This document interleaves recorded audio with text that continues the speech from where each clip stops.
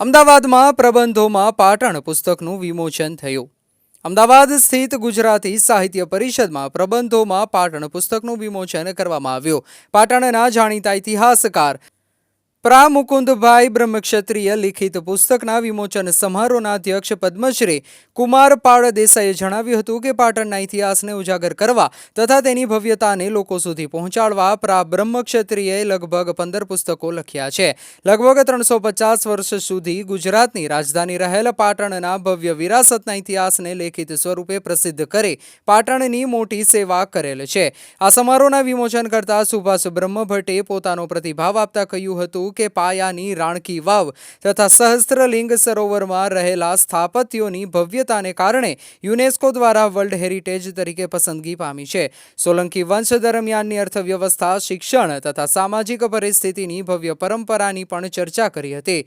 સ્વા પ્રા Mukundbhai બ્રહ્મક્ષત્રિયના સુપુત્ર pro doctor Sanjay વકીલ, શૈલેષ બ્રહ્મક્ષત્રિય તથા જયેન્દ્ર બ્રહ્મક્ષત્રિયએ પ્રાસંગોચિત વક્તવ્ય આપી તેમના પિતાના વારસાને ઉજાગર કરવાની વાત કરી હતી. પ્રા માનુભાઈ શાહે પુસ્તકોનો પરિચય આપ્યો હતો. આ કાર્યક્રમમાં પ્રસિદ્ધ થયેલા પુસ્તક પ્રબંધોમાં પાટણ લોકોને વિનામૂલ્યે આપી પાટણના ઇતિહાસનો પ્રચાર તથા પ્રસાર કરવામાં આવશે. પાટણ જોઈ અમદાવાદ વસ્યું વિષય ઉપર પણ વિચારો વ્યક્ત થયા હતા. આ સમારોહમાં અમદાવાદના જાણીતા શિક્ષણ શાસ્ત્રીઓ, ઇતિહાસવિદો, પ્રબુદ્ધ નાગરિકો તથા વિદ્યાર્થીઓ હાજર રહ્યા હતા. કાર્યક્રમનું સંચાલન પ્રાચેતન મેવાડાએ કર્યું હતું. Bureau office, Gandhinagar. આ પુસ્તકના વિમોચન સમારંભના પ્રમુખ અને અમારા સૌના ખૂબ આદરણીય અને ગુજરાતમાં હવે એવું થયું છે કે સાહિત્યને લગતો કોઈ સમારંભ હોય, ધર્મની કોઈ ધર્મસભા હોય તો આનું પ્રમુખ પદ કોને સોંપવું? તો માત્ર કળશ કુમારપાળ દેસાઈ પર ટળે છે. કારણ કે ગુજરાતમાં હવે મુઠ્ઠી ઊંચેનું નામ એકમાત્ર હોય તો એ કુમારપાળભાઈ છે. એટલે સ્વાભાવિક છે કે આજના આ સમારંભના પ્રમુખ કુમારપાળભાઈ હોય એ આપણા સૌને માટે એક બહુ મોટો ગૌરવનો અને આનંદનો વિષય છે. મારા મિત્ર સંજયભાઈ,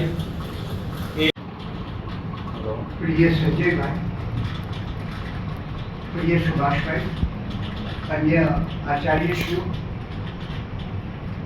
અન્ય મિત્રો અને સ્વજનો, મારી માટે કદાચ મારા જીવનમાં ઘણી વારથી પદ્મભૂષણની એટલે કહેવું પડે કે મુકુંદભાઈ જેવા મિત્રોનો યોગ મળે ને એ પદ્મભૂષણથી પણ અધિક છે. આવી વ્યક્તિ જેની એક વતન પરસ્તી, પોતાના ગામ માટેનો અપ્રતિમ પ્રેમ એ મળે ત્યારે હું એમને કહેતો કે મુકુંદભાઈ, તમે મુનશીએ પાટણની પ્રભુતા લખી પણ એ નવલકથા આપી. પાટણની પ્રભુતાનું સાક્ષાત દર્શન મુકુંદભાઈ તમે કરેલું છે કે આ પાટણની કઈ વિશેષતા હતી, કઈ ભવ્યતા હતી, કેવો ઇતિહાસ છે, આ બધી